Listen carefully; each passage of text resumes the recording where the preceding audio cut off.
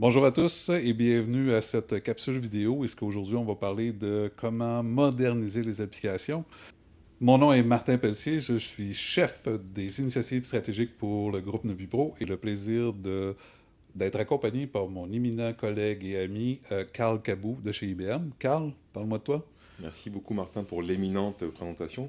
Bonjour à toutes et à tous, je m'appelle Karl Cabou, je suis spécialiste technique chez IBM et aujourd'hui on va parler d'intelligence artificielle générative au service de la modernisation des applications mainframe.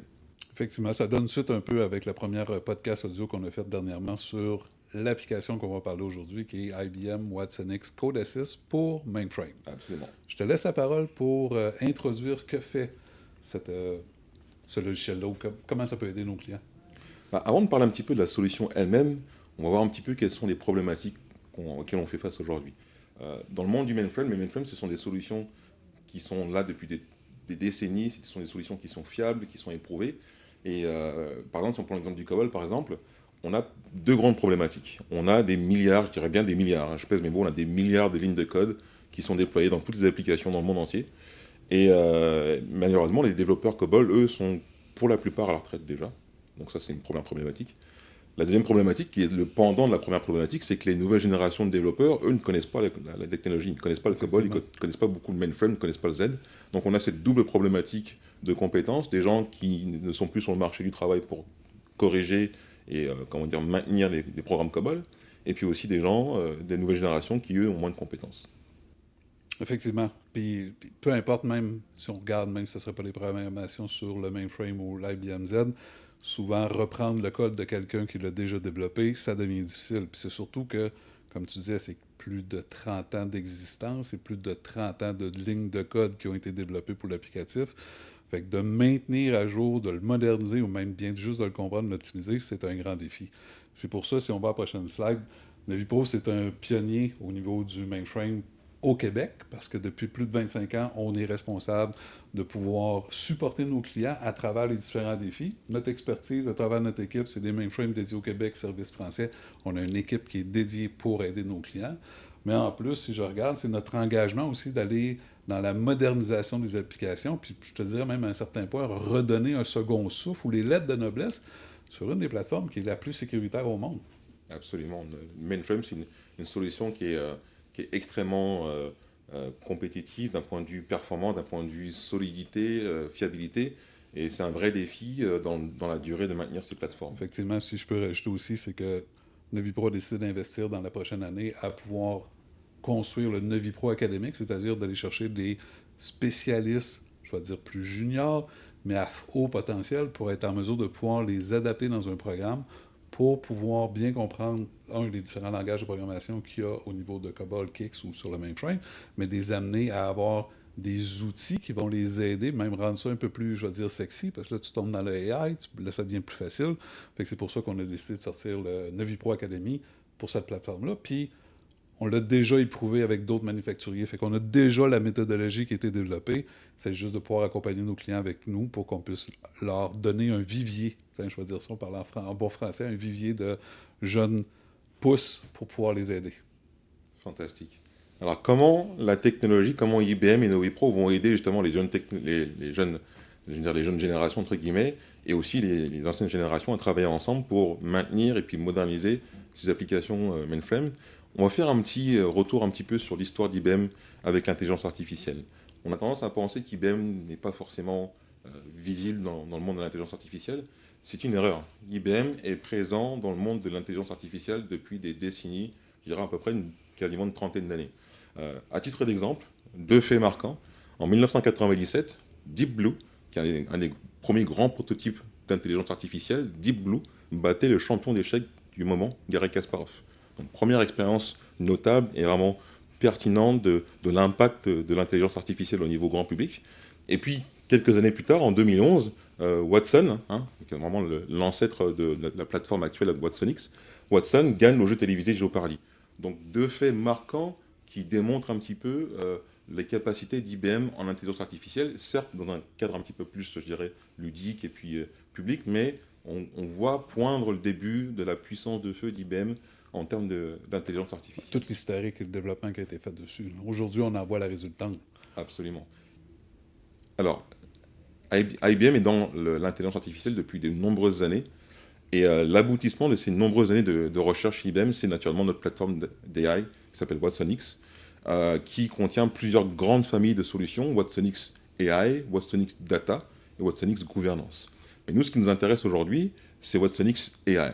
watsonx AI propose un ensemble d'assistants qui vont nous permettre d'adresser certains problèmes. watsonx Assistant, je dirais générique, watsonx Assistant pour l'intelligence d'affaires, watsonx Code Assistant dont on va parler en particulier aujourd'hui, et puis watsonx Orchestrate qui est vraiment pour l'orchestration d'affaires. Et aujourd'hui, ce qui va nous intéresser en particulier, c'est de plonger dans la partie watsonx Code Assistant pour le Z.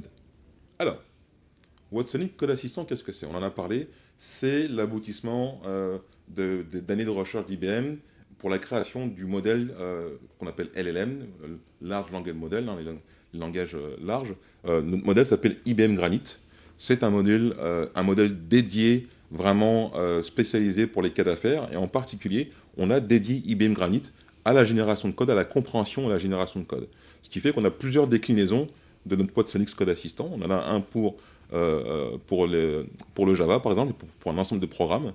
On en a pour Ansible, la speed, très intéressant. On en a un pour Z, et c'est de celui-ci dont on va parler aujourd'hui, en particulier. Alors, pourquoi watsonx Code Assistant et pourquoi le modèle Granite est-il si puissant? On va bénéficier d'années et d'années d'expérience d'IBM en termes de programmation. On a l'essentiel du code public et d'un code aussi privé d'IBM totalement dépourvu de droits pour éviter tout problème de copyright, tout problème de sensibilité des données. Et on peut voir ici comme source graphique la qualité de l'apprentissage, la précision qu'on atteint par rapport à d'autres modèles. watsonx, le modèle Granite, est vraiment très très loin en termes de qualité, de compréhension et de validation de génération de code. Donc on a vraiment un modèle qui est dédié, qui a été entraîné depuis des années avec des millions et des millions de lignes de code, COBOL, Java, etc., pour avoir vraiment atteindre un niveau de qualité de compréhension qui nous permet non seulement de générer du code, mais de le comprendre aussi. Donc c'est vraiment un modèle qui est ajusté sur les problématiques d'entreprise, les problèmes de décision, et c'est surtout un modèle qui est transparent. Oui, non, faire confiance par au modèle parce que tu vas être certain qu'il est entraîné sur les bonnes données, sur les bonnes données, choses. etc.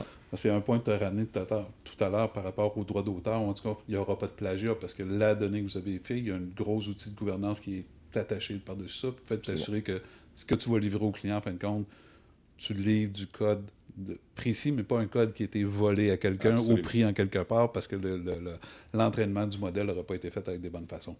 Bonne pratique. Très, très important la confiance qu'on met dans notre modèle. Alors, on va me plonger un petit peu plus dans le détail de ce que c'est que watsonx Code Assistant pour Z. C'est vraiment la plateforme watsonx Code Assistant qui a été entraînée avec le modèle Granite pour du code mainframe en particulier. Par exemple, le COBOL, qui est vraiment un des grands cas d'usage du mainframe, c'est une grande partie du code COBOL. Alors, watsonx Code Assistant permet de prendre en charge différentes phases de la modernisation du code mainframe. Vous avez sur ce diagramme-là, vous avez cette espèce de roue de l'amélioration continue, de la modernisation, et ça décrit les différentes capacités de watsonx Code Assistant. Donc la première capacité, c'est la compréhension. Comme on le mentionnait tout à l'heure, Martin, on a des développeurs juniors, un peu plus juniors, qui vont débarquer sur le marché du COBOL, ou des développeurs même seniors, mais qui ne connaissent pas le code, et qui vont devoir comprendre ce qui a été fait.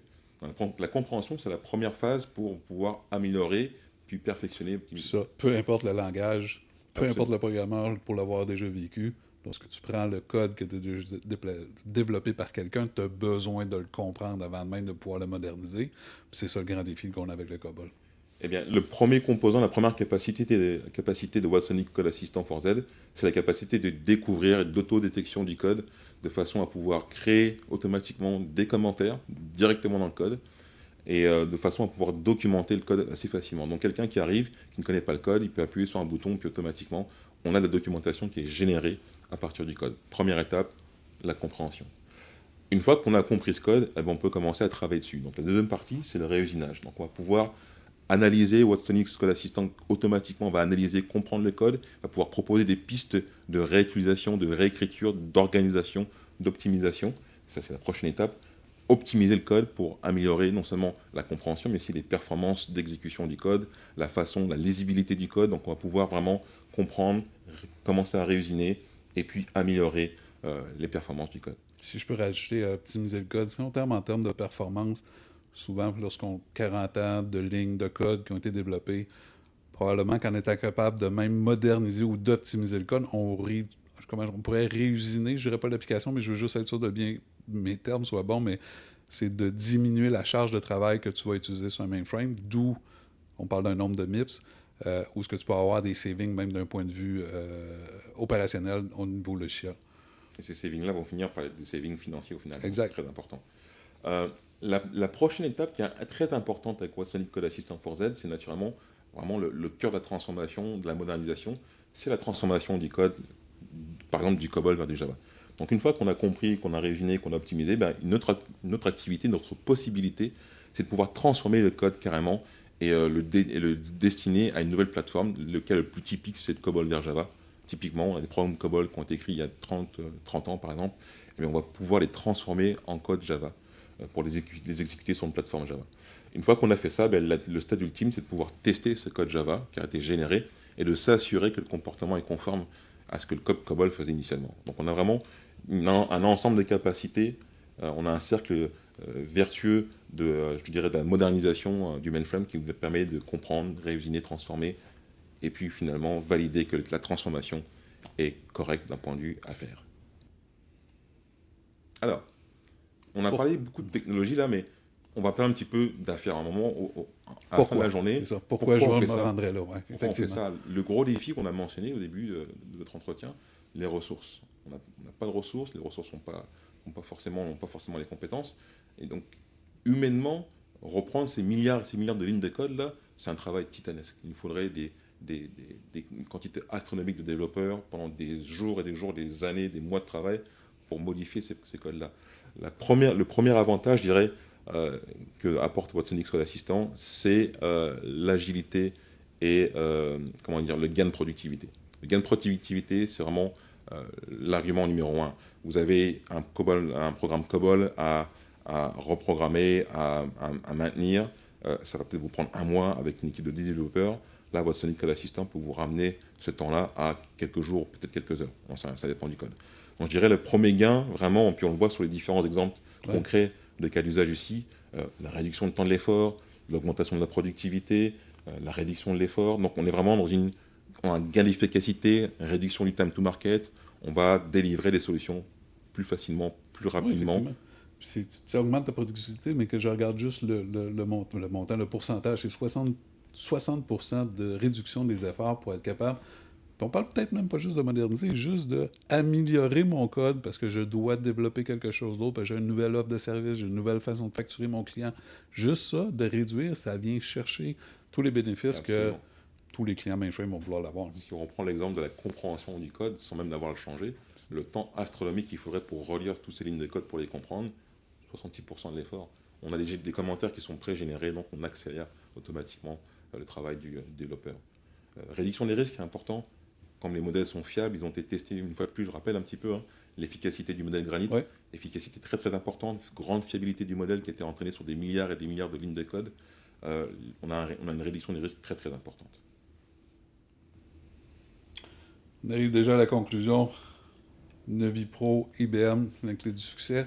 NeviPro et IBM, c'est un partenaire d'affaires qui, depuis 1998, on travaille ensemble pour aider nos clients à pouvoir moderniser ou en tout cas soutenir la plateforme parce que ça reste quand même une des plateformes les plus sécuritaires dans le monde et la plus utilisée dans le milieu bancaire. Fait qu'en collaboration, c'est d'unir nos forces pour offrir des meilleures solutions. C'est une expertise qui est éprouvée francophone que, tous les clients mainframe au Québec qui ne sont pas directement avec IBM ou un strategic outsourcer, désolé de l'anglicisme, travaillent déjà avec nous depuis tout ce temps-là parce qu'on a développé une crédibilité, c'est éprouvé dans le marché. Mais la valeur ajoutée pour le client, c'est accélération pour la modernisation des applications, réduction des coûts et des délais de mise à jour lorsqu'on veut programmer quelque chose, augmentation de la productivité des développeurs par l'automatisation générée par l'IA, puis ça redonne les lettres de noblesse que je disais au départ à la plateforme la plus sécuritaire et la plus performante qui existe sur le marché. Aucune plateforme dans le monde ne peut accoter soit un mainframe ou IBM Z, or un Linux One pour la plateforme Linux. Mais merci beaucoup, Carl. Ce fut fort agréable. On l'avait commencé en audio avec 2 podcasts en audio. Là, on vient de le faire en vidéo. Là, je vais te mettre au défi lors de l'événement des Journaux des Affaires les 27 et 28 novembre à une session live de 20 minutes où ce que tu vas nous démontrer ce que watsonx Code Assist peut faire, parce que je vais reprendre ce qu'un éminent humoriste disait, je veux pas le savoir, je veux le voir. Fait que je te mets au défi de pouvoir relever ce challenge-là et de pouvoir montrer à tous les gens live si ça passe ou ça casse. On va espérer que ça cassera pas, mais je suis confiant pour ça. Deuxième point que je veux rajouter, c'est le 14 novembre, tous les capsules que nous allons avoir produits, il va y avoir un webinaire qui va être consacré à toute notre stratégie pour le AI, et vous allez être invité à des questions de Q&A. Encore une fois, Carl, merci, puis désolé de te mettre toute cette pression-là pour nous démontrer cette démo live. Challenge accepté. Parfait. Souhaite à tous, merci et bonne journée.